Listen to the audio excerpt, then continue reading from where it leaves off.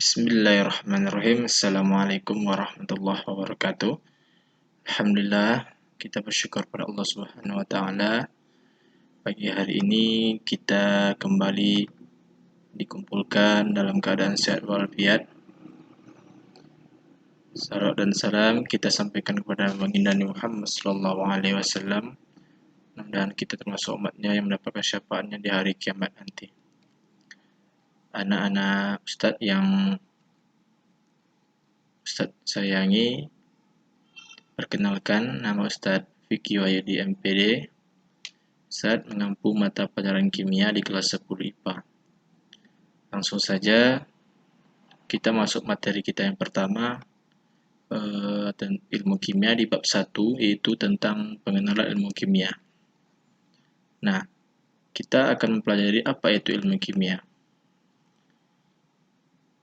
Jadi nanti kita akan belajar apa-apa saja manfaat ilmu kimia, kemudian apa peran ilmu kimia dalam kehidupan sehari-hari, dan apa itu materi-materi yang ada dalam ilmu kimia. Nah, apa itu ilmu kimia? Secara bahasa atau secara lughah, kimia itu berasal dari bahasa Arab, yakni al-kimia. Apa artinya? Perubahan zat. Nah, kalau secara istilah, kimia itu adalah ilmu yang mempelajari tentang susunan struktur, sifat dan perubahan materi, serta energi yang menyertai perubahan tersebut. Nah, apa manfaat belajar kimia? Manfaat belajar ilmu kimia itu yang pertama, dapat memberikan pemahaman terhadap alam sekitar dan proses apa saja yang terjadi. Kemudian, produk-produk yang menimbulkan masalah seperti penggunaan formalin, ya, atau zat-zat narkoba, atau zat-zat adiktif yang berbahaya bagi manusia.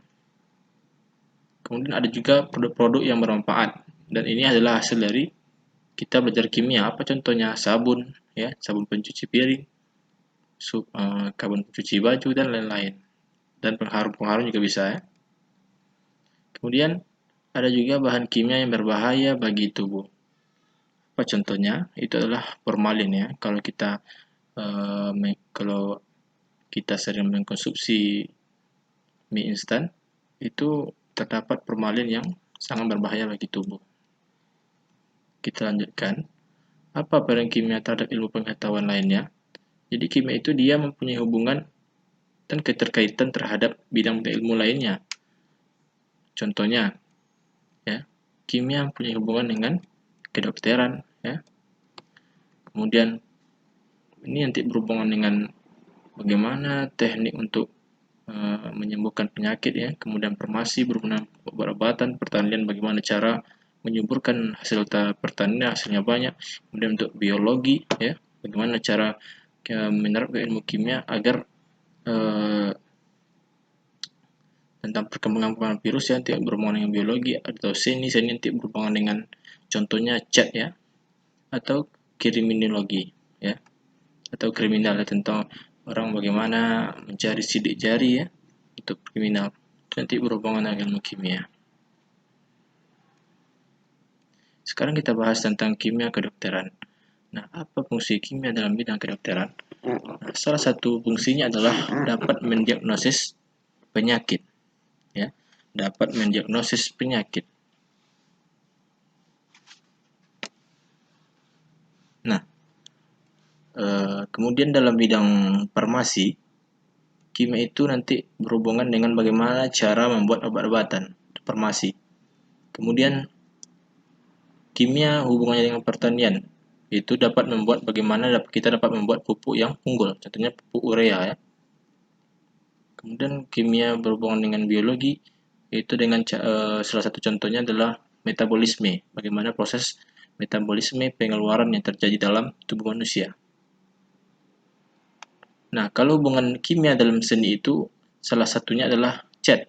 Nah, cat ini merupakan hasil dari koloid, ya. Koloid kita belajar apa itu koloid. Kemudian kriminologi, yaitu salah satunya tes urin, ya, bagaimana untuk menentukan apakah si anak ini dia pecandu narkoba atau perokok, ya, dapat kita tes urinnya.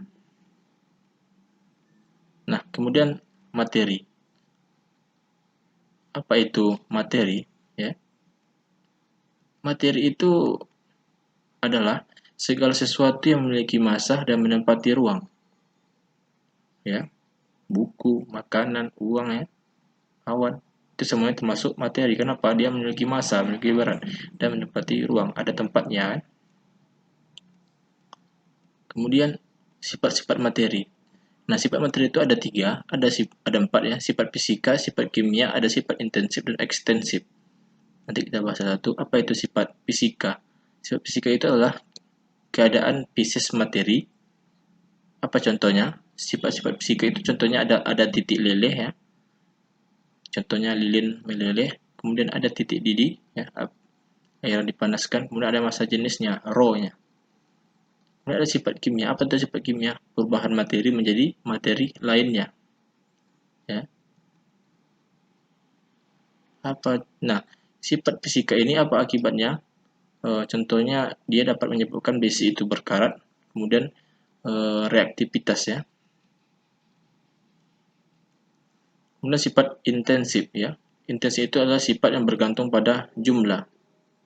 Contohnya apa? Ada massa, ada volume. Kemudian ekstensif yaitu sifat yang tidak bergantung pada jumlah. Contohnya ada warna, ada massa jenis. Kemudian kita masuk tentang perubahan fisika. Apa itu perubahan fisika? Perubahan fisika adalah perubahan yang tidak menghasilkan materi baru. Ya. Artinya apa? Hanya terjadi perubahan wujud. Ya, ini sudah kita bahas dulu di SMP ya.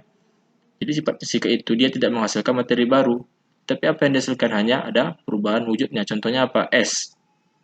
Es kalau kita biarkan maka dia akan mencair. Jadi artinya tidak ada menghasilkan materi baru karena es itu berasal dari air ya. Jadi kalau dia mencair maka dia akan menjadi air dan air itu adalah sifat asalnya, artinya tidak menghasilkan materi baru. Nah, ini ada bagannya ya. Ada padat, ada gas, ada cair. Kalau dari cair ke gas dia akan menguap. Kalau gas sebaliknya akan mengembun.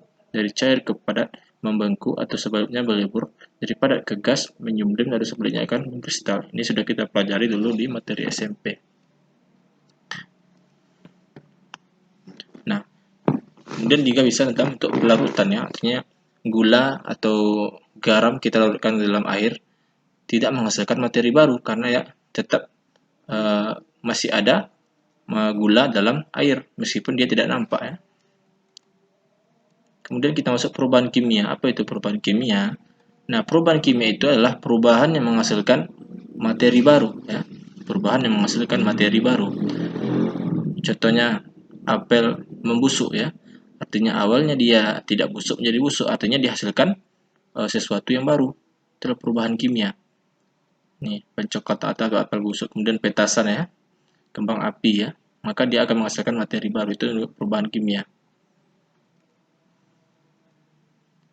Oke, sampai di sini pertemuan kita pada pertemuan pertama. Nanti setelah video ini akan Ustadz share tugas. Nah, sebelum tugas diberikan nanti kita akan diskusi dulu di grup WA. Kalau ada yang dipertanyakan silahkan ditanyakan di grup WA. Kemudian kalau tidak ada nanti Ustadz akan men-share latihan dan tugas yang berfungsi untuk asumsi kehadiran. Demikian pertemuan kita pada pagi hari ini. Lebih dan kurang Ustaz mohon maaf. Wabillahi taufiq. Assalamualaikum warahmatullahi wabarakatuh.